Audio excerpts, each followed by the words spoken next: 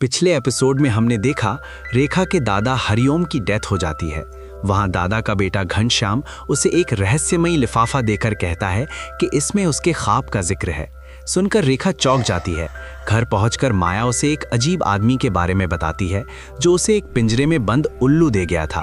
और अब आगे KSM ब्लॉग्स प्रस्तुत करते हैं बकाल। माया ने डरकर एक बार फिर अपना हाथ खींच लिया था। अरे माया, क्या कर रही हो? पिंजरा उठा लो, रेखा ने सख्ती से कहा। माया ने फिर उसे उठाना चाहा तो उल्लू ने इस बार फिर भयानक चीख मारी और अपने पंख फड़फड़ाने लगा। माया हांफती कांपती सी बोली, मैं इस पिंजरे को नहीं उठा सकती, मुझे डर लग रहा है। अच्छा ठहरो, मैं उठाकर देखती हूँ, कहते हुए रेखा आगे बढ़ी। उसके आगे बढ़ते ही वो उल्लू अपनी जगह साकत हो गया। रेखा ने हिम्मत करके पिंजरे की तरफ हाथ बढ़ाया। वो तैयार थी कि जैसे ही उल्लू चीखेगा वो फौरन अपना हाथ खींच लेगी, लेकिन ऐसा कुछ न हुआ। उल्लू अपनी जगह सिकुड़ा सिमटा व साकत बैठा रहा।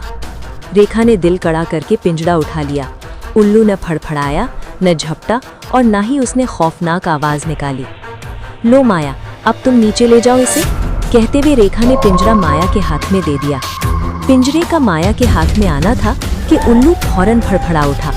साथ ही उसने एक भयानक चीख मारी, कुछ इस तरह कि माया ने पिंजरा फौरन फर्श पर रख दिया और तेजी से सीढ़ियां उतरती चली गई।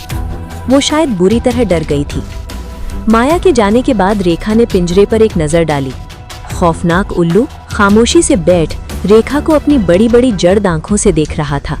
उसकी आंखों में न जाने क्या बात थी कि खौफ की एक लहर रेखा के बदन में उतरती चली गई। रेखा ने पिंजरे को वहीं छोड़ा, वो अपने कमरे में घुसकर दरवाजा बंद कर लिया। वो बेड पर आ बैठी और बैग से वो लिफाफा निकाला। लिफाफा हाथ में आते ही उसके दिल की धड़कनें सहसा ही तेज हो गईं। हाथ में कंपन आ गया। यही सोच रही थी वो कि इस लिफाफे में जाने क्या बंद है। ये 9 इंच लंबा और 4 इंच चौड़ा एक सफेद रंग का लिफाफा था। रेखा ने उसे रोशनी की तरफ करके देखा तो उसमें एक पत्र के रखे होने का आभास हुआ। उसने हिम्मत करके लिफाफा फाड़ा व खत बाहर निकाल लिया। लेकिन ये खत तो कतई नहीं था। कागज पर कुछ लिखा हुआ नहीं था। इस पर पेंसिल से एक स्केच बना हुआ था और ये वही रेखा चित्र था जिसे वो कई रातों से निरंतर देख रही थी। एक गोल झोंपड़ी, झोंपड़ी की छत पर बैठा हुआ उल्लू, दरवाजे पर कुंडली मारे बैठा सांप, झोंपड़ी के अंदर अंधेरा। यही तो वो दृश्य था जो उसे ख्वाब में नजर आता था। बस एक आवाज की कमी थी।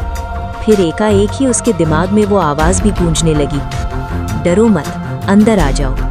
ये कागज सफेद था और इस ख्वाब वाले नज़ारे के अलावा उस पर कुछ नहीं लिखा था। रेखा ने कागज पलटकर देखा तो उस पर एक और रेखा चित्र दिखाई दिया। ये एक दरवाजा था, बंद दरवाजा, और दरवाजे के हैंडल पर एक तावीज लटका हुआ था। इस दरवाजे और इसके हैंडल पर लटके हुए तावीज को देखते ही रेखा के दिमाग में एक धमाका सा हुआ और उसके मुंह से बेख्तियार ही निकला, अरे ये तो नीचे वाले कमरे का दरवाजा है। उसने जल्दी से उस कागज को वापस लिफाफे में डाला और दरवाजा खोलकर हवा के तेज झोंके की तरह बाहर चली गई। गंगा मौसी अभी पूजा करके उठी ही थी कि रेखा को इस तरह बदहवास कमरे में घुसते देखा तो क्षण भर के लिए घबरा गई। क्या हुआ रेखा, खैर तो है? खैर कहाँ है मौसी? वो नीचे कालीन पर ही उनके निकट बैठ गई। बीबी, आपकी चाय यहीं ले आऊं या बाहर पिएंगी? माया ने कमरे में आते हुए पूछा।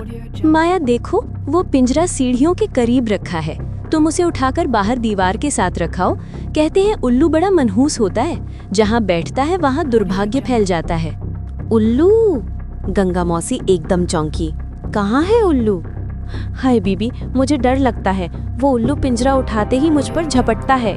गंगा सहम सी गई। अच्छा, तुम इसे रहने दो और मेरी चाय इधर ही ले आओ, रेखा तेजी से बोली। जी ठीक है बीबी, माया आदरपूर्ण स्वर में बोली और तेजी से कमरे से निकल गई। यही डर था दिल में कि कहीं उसे पिंजरा उठाने को न कह दे। अगर आपको कहानी पसंद आई तो चैनल को लाइक, शेयर और सब्सक्राइब जरूर करें। ऐसी और कहानियों को सुनने के लिए देखते रहिए KSM ब्लॉग्स। मिलते हैं अगले एपिसोड में।